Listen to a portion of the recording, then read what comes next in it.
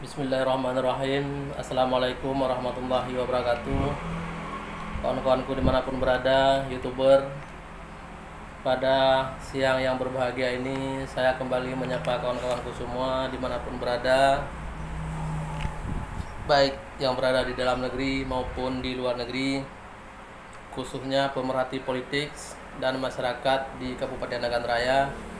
Pada siang ini saya kembali memprediksi berbicara tentang Pilkada Nagan Raya 2022. Sebagaimana pada video sebelumnya saya sudah menyebutkan bahwa menurut prediksi saya pada tahun 2022 nanti akan ada yang namanya koalisi Partai PA dan Gerindra, di mana koalisi ini adalah koalisi permanen. Sudah kita lihat di tahun 2017, kemudian pada tahun pemilu Pileg kemarin PA juga berkoalisi dengan Gerindra di tingkat nasional. Pada kesempatan ini kita akan membahas koalisi Gerindra PA akan mengusung siapa Bupati Nagan Raya nanti.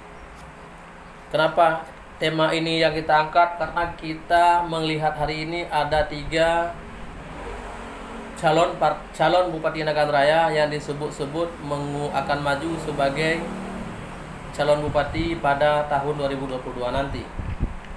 Ketiga-tiganya ini ada kaitannya dengan Partai PA dan Partai Gerindra. Tentu di antara ketiganya menginginkan masing-masing di antara itu untuk bisa maju melalui Partai PA dan Gerindra.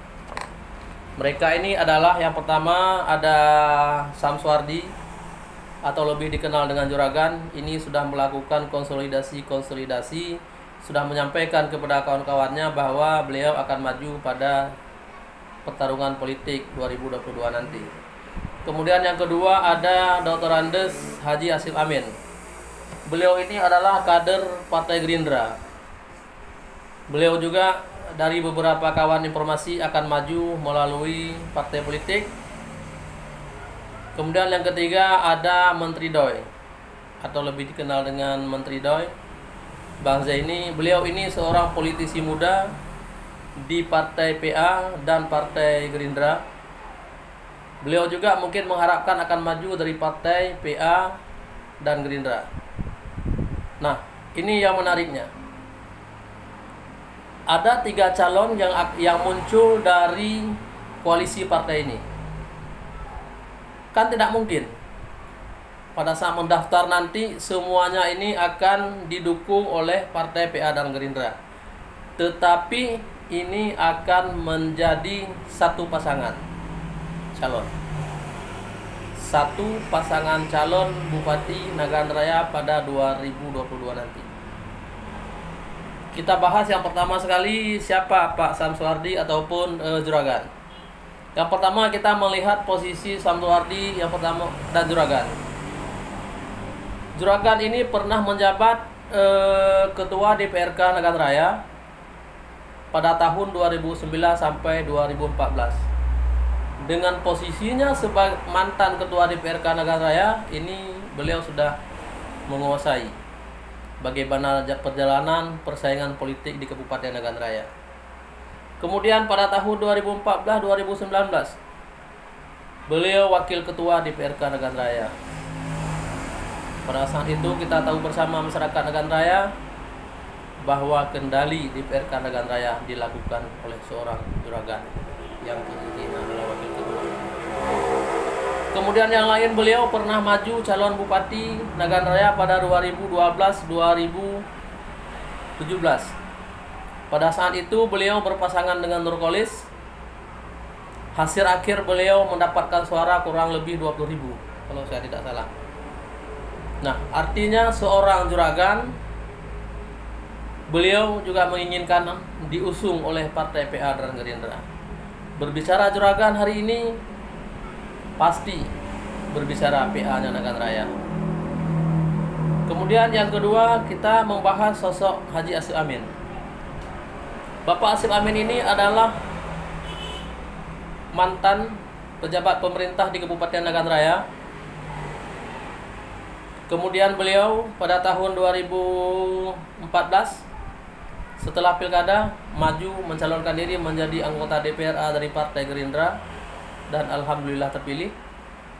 Kemudian yang kedua, beliau juga masih terpilih kembali di 2019 sebagai anggota DPRA. Kemudian beliau juga pernah mencalonkan diri sebagai calon Bupati Nagan Raya pada tahun 2012. Pada saat itu beliau mengantongi suara 22.000 lebih. Sehingga pilkada tahun 2022 digelar 2 putaran karena putaran pertama tidak mencapai 30%.